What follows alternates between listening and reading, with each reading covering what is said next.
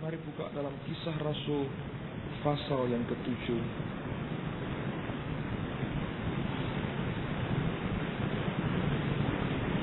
Kisah Rasul pasal 7. Saudara, saya tahu bukan hal yang mudah sebetulnya mencerna apa yang John Bevere sampaikan. Bagi sebagian saudara, mungkin dengan mudah sudah bisa mencerna apa yang dia bagikan. Sebab dari apa yang saya sendiri alami, sampai kita mengalami apa yang tadi dibagikan dalam firman-Nya, kita baru bisa makan dengan utuh apa yang dibagikan. Saya menganjurkan cara makan firman kita kalau Anda tidak bisa menelan dan mengerti, memahami sepenuhnya. Saudara tahu akan sapi, tidak bermaksud untuk mengatakan mari jadi sapi, saudara. Tapi sapi punya cara makan yang unik sekali. Binatang ini namanya binatang memamah biak. Jadi kalau dia makan rumput, itu dia telan, dia kunyah, ya, dia telan, dia telan, dia telan. Setelah itu, saudara, apa yang terjadi? Nanti ada waktunya, dia keluarkan lagi, dia kunyah lagi, dia telan lagi. Ngerti, saudara? Nah, cara itu akan sehat sekali buat kita. Kami sediakan kasetnya, Anda bisa beli.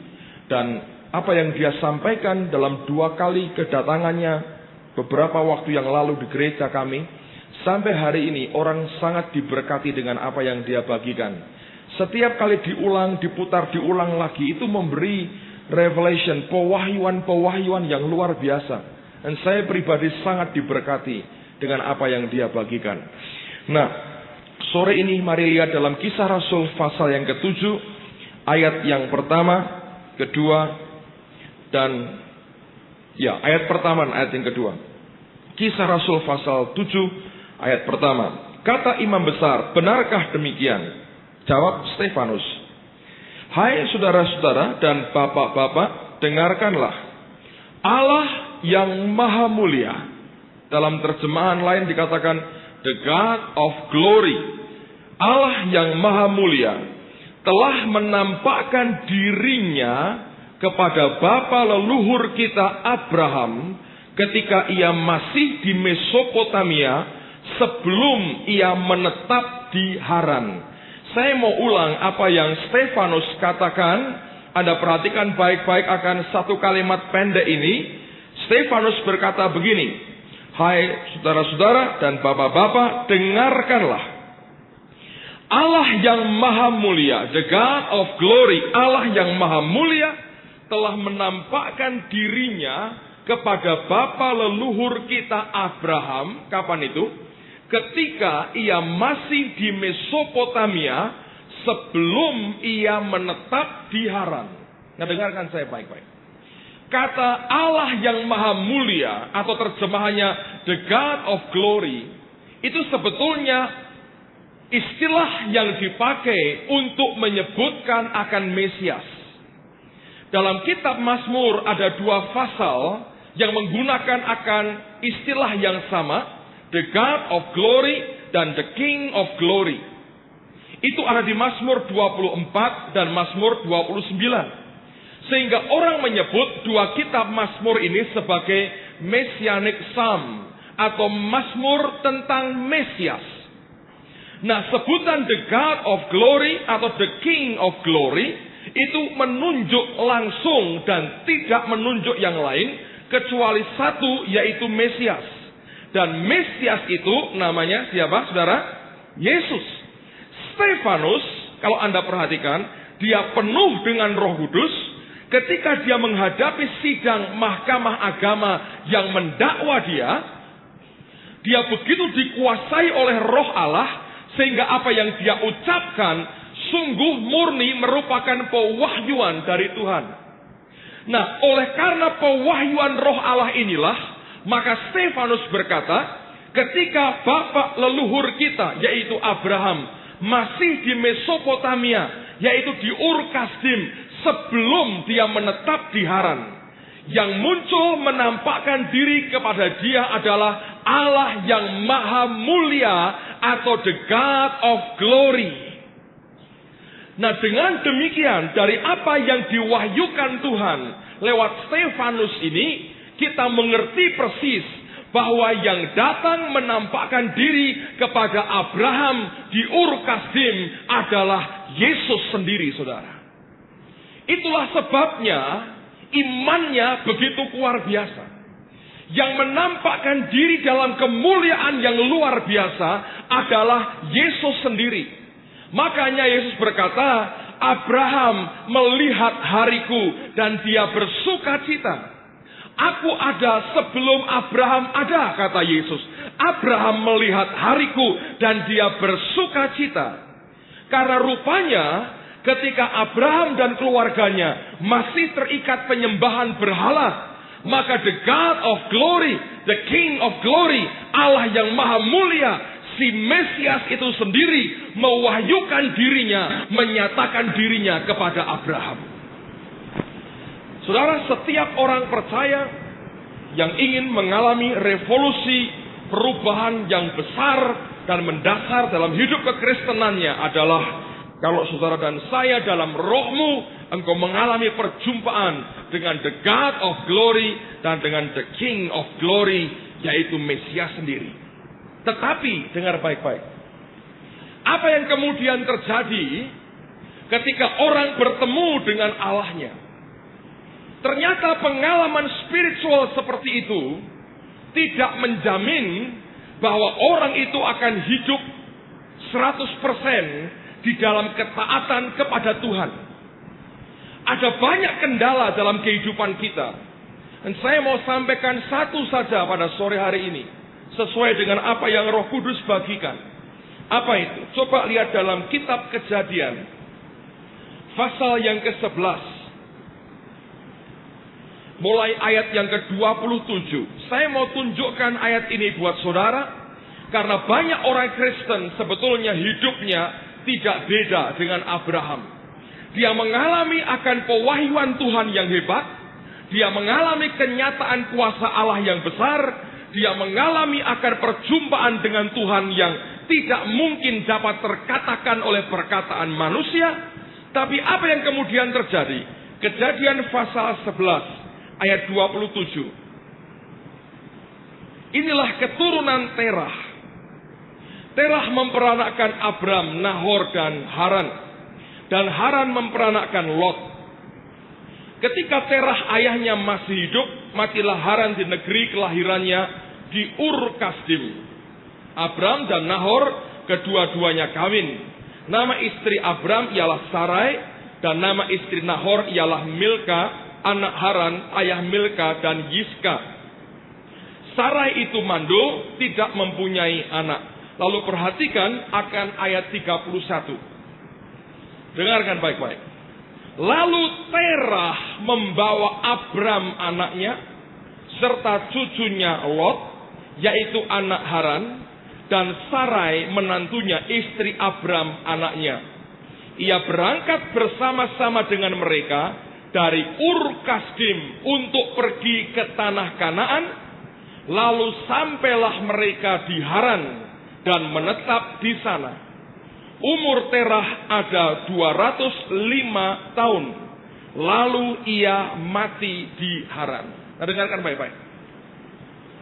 Stefanus berkata, ketika Abraham masih di Ur Kasdim di Mesopotamia, the God of glory, the King of glory menampakkan diri kepada Abraham. Dan Allah yang maha mulia, Mesias itu berkata, pergi dari negerimu ke tanah yang akan aku berikan kepadamu, yaitu Kanaan. Abraham yang terima pewahyuan, Abraham yang mengalami perjumpaan dengan Allahnya, Abraham yang tahu kemana dia harus pergi, Abraham yang tahu siapa yang harus diikuti, Abraham yang melihat Tuhan. Terah tidak pernah berjumpa dengan Allah seumur hidupnya, dan bukan Terah yang terima mandat dari Tuhan. Tapi waktu kita baca siapa yang memimpin mereka keluar dari Ur Kasdim, saudara, Terah, bukan Abraham. Nah, dengarkan saya baik-baik. Selama beberapa hari di tempat ini, saudara akan mengalami perjumpaan dengan Allah yang begitu hebat.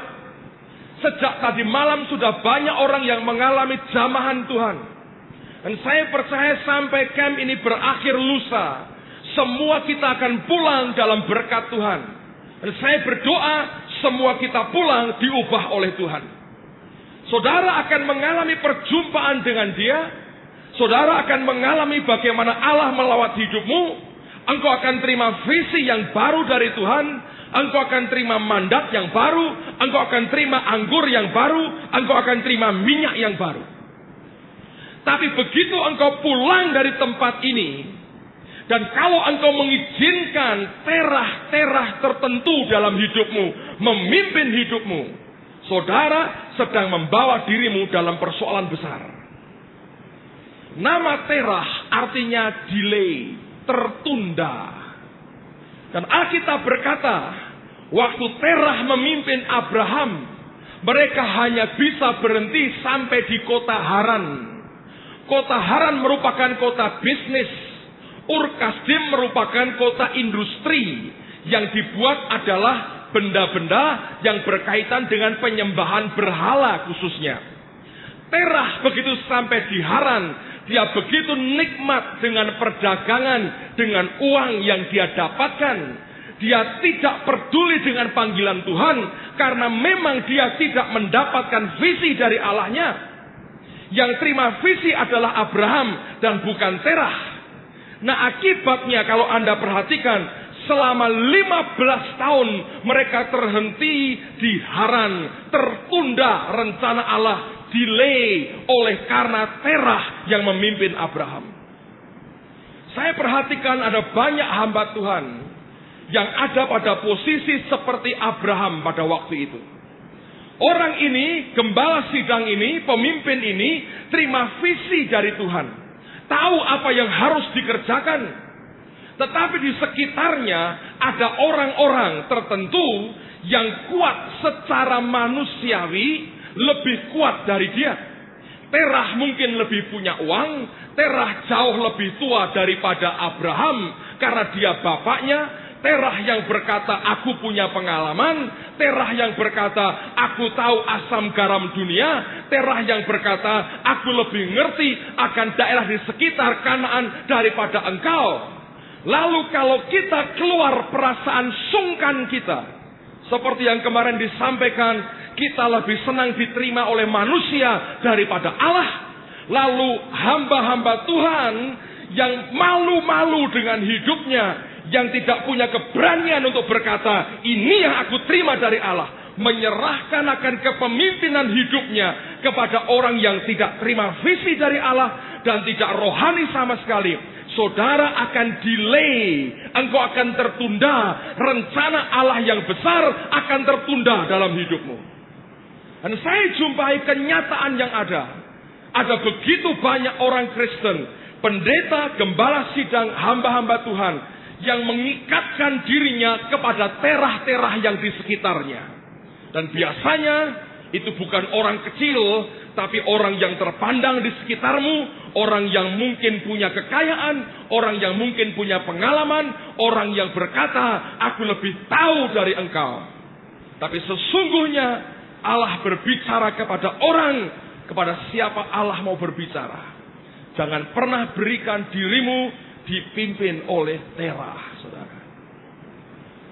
Ada orang Kristen juga yang memberikan pimpinan atas dirinya kepada terah. Engkau lebih suka mencari perkenan manusia, takut ditolak, takut dimaki-maki orang, takut disalahkan orang, takut kehilangan teman, takut kehilangan pekerjaan, takut kehilangan fasilitas, takut kehilangan nama baik, takut kehilangan akan kekayaan, takut akan kehilangan calon suami atau calon istri atau siapapun juga. Lalu kita berkata kepada orang-orang itu, silahkan pimpin hidupku. Padahal engkau tahu dia bukan orang yang terima visi dari Allah. Nah, orang seperti itu akan menghasilkan rencana Allah delay, tertunda dalam hidupmu. Saya tidak tahu apakah Anda punya terah dalam hidupmu, tapi saudara merasa orang yang tahu bahwa sebetulnya aku yang terima visi dari Tuhan, tapi engkau mengizinkan orang lain menentukan jalan hidupmu. Engkau persis seperti Abraham. Delay akan dialami. Kalau terahnya cepat mati, baik saudara. Biasanya terahnya itu panjang umurnya saudara. 15 tahun. Tiap tahun kalau ulang tahun, terah akan nyanyi panjang umurnya. Dan saudara akan tertunda makin panjang makin panjang. Masih untung kalau Tuhan itu baik dan Tuhan berkata cukup tahun ini kamu nyanyi panjang umurnya, besok kamu pulang terah dan terahmu mati saudara, engkau mulai bisa bergerak lagi. Tapi kalau terah menggunakan bahasa iman mungkin supaya memang betul panjang umurnya, saudara akan tua nganggur saudara, dan engkau akan delay. Mungkin terah baru mati 2 minggu sebelum engkau sendiri mati saudara. Dan engkau tidak pernah bisa mencapai apa yang sebetulnya Allah inginkan dalam hidup. Jangan permainkan waktu dalam hidup saudara. Saya dibesarkan dari lingkungan orang-orang di Jawa Tengah yang seperti John Bevere kemarin katakan, bagian dari budaya yang ada adalah kami tidak berani bicara terbuka apa adanya dan mencoba bagaimana menyenangkan semua orang, menghormati semua orang, dan akhirnya memberikan semua orang tempat untuk semau mereka berbuat apapun juga. Dan semua yang kami tentang hanya muncul di hati, di pikiran, dalam gerutuan, tapi tidak pernah berani dinyatakan. Dan saya berkata, seorang pemimpin yang memberikan dirinya dipimpin oleh hal seperti itu, orang itu akan kehilangan pengurapan Tuhan dalam hidupnya. Karena satu kali dia akan menyadari pengurapan tidak pernah bisa dibeli dan tidak pernah bisa engkau tawar-tawar lagi, karena itu berasal dari Allah. Kecuali engkau menyenangkan hatinya dan memberi dirimu dipimpin oleh Roh Tuhan sendiri. Ini doa saya saudara, ini doa saya. Selesai family camp, engkau berkata, aku mau buang semua terah di dalam hidupku. Memang saudara, saya ketemu dengan seorang hamba Tuhan, saya sampaikan pesan yang sama. Terus terang saya melihat banyak sekali rekan-rekan hamba Tuhan yang tahu visi Tuhan, ngerti arah Tuhan dalam hidupnya, tapi perasaannya bagian dari culture yang dikatakan kemarin, tidak mampu berkata tidak dengan terah-terah yang mencoba memimpin hidupnya. Tapi saya mau katakan kepada saudara, kalau kita bisa mengerti akan hal itu, hidupmu akan beda. Hidupmu akan beda. Yang tahu adalah Tuhan, tapi juga engkau sendiri. Siapa terah dalam hidup? Ada orang-orang yang mengizinkan dirinya dipimpin oleh orang yang tidak rohani, yang berpikir bahwa dengan pengalaman, dengan kemampuan otak dan uang yang dia punya, dia bisa atur segala. Berapa banyak gereja yang memberikan dirinya dipimpin oleh majelis-majelis yang hanya mengandalkan otak dan uang mereka, tapi tidak pernah punya visi Allah dalam hidupnya. Saya mau tanya, mau dibawa kemana gereja? Mau dibawa kemana sudah? Semua diatur dengan otak bisnisnya, sementara hamba Tuhannya seperti wayang yang bisu, baru bergerak setelah dalang-dalangnya menggerakkan dia. Saya berkata, orang ini membuat akan rencana Tuhan delay dalam hidupnya, terah dalam hidupnya, mimpin habis jemaat. Saya berani jamin sampai kapanpun tidak pernah ada pembaharuan di gereja itu, kecuali pemimpinnya bertobat dan berkata, aku memberikan diriku dipimpin kembali oleh Tuhan. Amen saudara. Harganya mahal, harganya mahal, tapi yakin kemuliaan Tuhan akan nyatakan luar biasa lewat hidup kita. Kita berdiri bersama-sama saudara.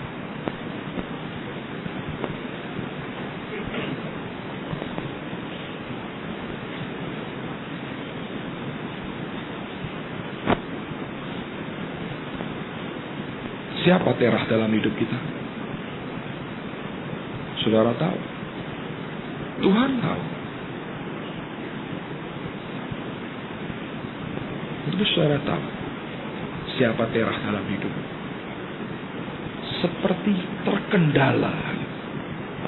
Engkau tahu ini benar, tapi engkau tidak pernah berani melangkah itu. Saudara terikat. Bukan terikat oleh roh Allah, tapi terikat oleh kedaginganmu sendiri. Orang yang hidupnya dipimpin oleh Terah, tuan dalam hidupnya adalah si Terah itu. Tapi yang kedua adalah dirinya sendiri sebetulnya. Kalau engkau berani ambil keputusan, aku mau buang Terah dalam hidupku. Yang mimpin hidupku adalah roh Allah sendiri. Saudara akan dilihat orang sebagai orang yang aneh. Pada waktu itulah apa yang disampaikan tadi pagi akan terjadi. Engkau akan mengalami aniaya. Tapi ketika anggur itu dipres, saudara, sarinya keluar. Makin kuat gencatan dalam hidupmu, makin keluar sarinya. Harganya mahal. Bisa beritahu saudara, itu akan membuat kita betul-betul tinggal dan masuk dalam jalur Tuhan. Apakah kita berani bayar harganya? Itu saja. Hamba berdoa ya Tuhan, mulai sore hari ini kami berkata bye-bye kepada Terah. Kami beri diri kami dipimpin oleh roh-Mu sepenuhnya. Engkau, the God of glory, the King of glory. Engkau ampuni kami.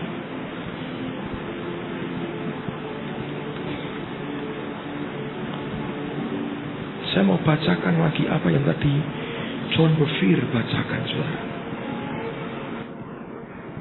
Jadi karena Kristus telah menderita penderitaan badani, kamu pun harus juga mempersenjatai dirimu dengan pikiran yang demikian. Karena barang siapa telah menderita penderitaan badani, ia telah berhenti berbuat dosa, supaya waktu yang sisa jangan kamu pergunakan menurut keinginan manusia, tetapi menurut kehendak Allah. Sebab telah cukup banyak waktu kamu pergunakan untuk melakukan kehendak orang-orang yang tidak mengenal Allah.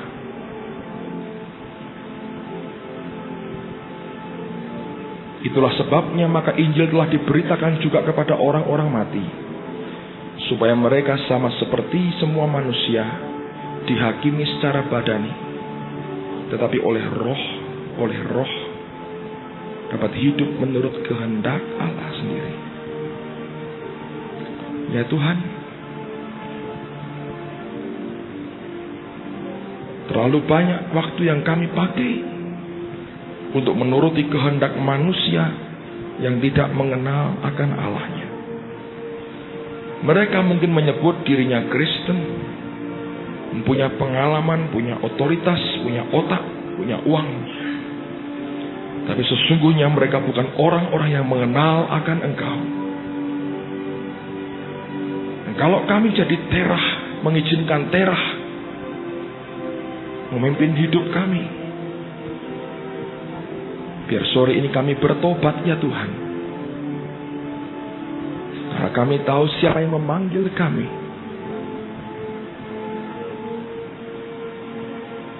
Yaitu Engkau sendiri.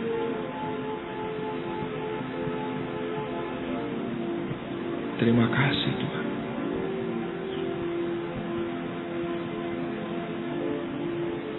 Shantaka parashitika. Shempakara shitikuata. Sembahyang saudara. Engkau tahu siapa Terah dalam hidup. Beranikah engkau berkata, mulai hari ini Rohnya yang memimpin hidupku, bukan Terah lagi. Karena Terah hanya membuat engkau delay, tertunda.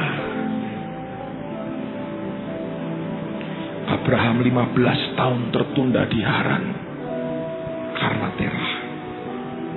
Nah, sampai Terah dalam hidupmu mati, baru engkau bisa keluar dari semua perbudakan yang ada. Wahyukan itu Tuhan dalam roh anak-anak, sampai kami semua mengerti. Sampai kami semua mengerti. Kami akan tinggalkan tempat ini sebagai manusia yang merdeka. Thank you, Lord.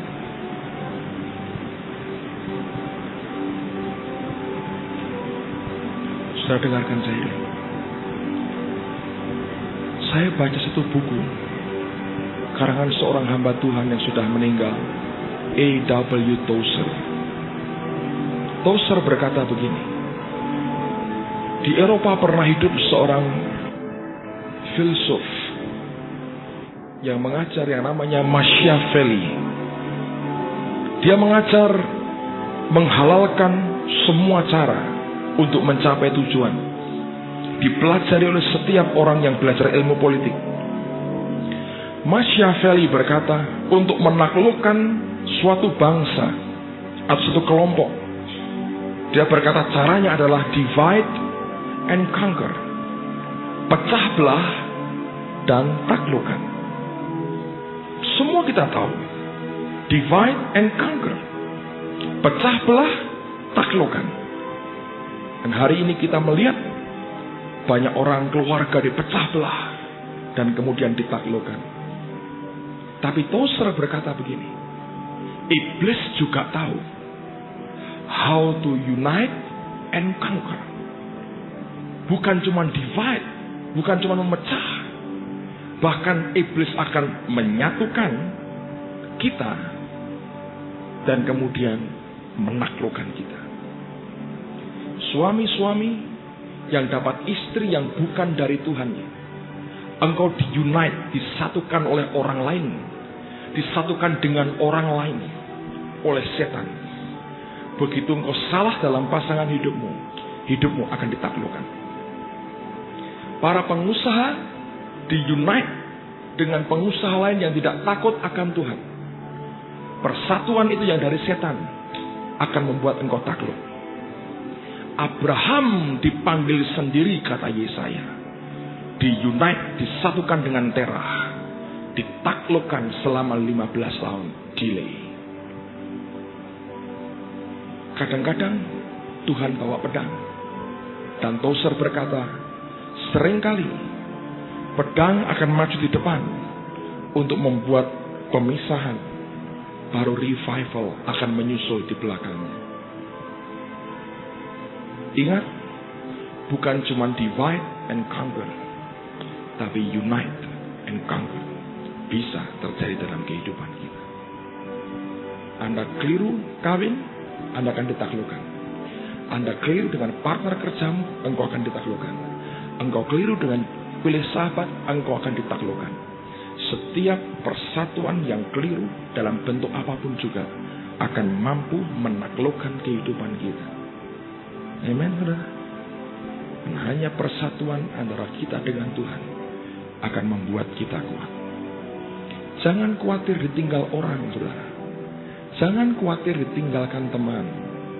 Engkau harus sangat khawatir kalau Roh Kudus mulai undur dari hidupmu.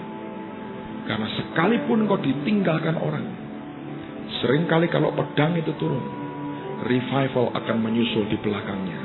Dan engkau akan mengalami kemuliaan Tuhan yang luar biasa. Mari angkat tangan, naikkan akan pujian ini.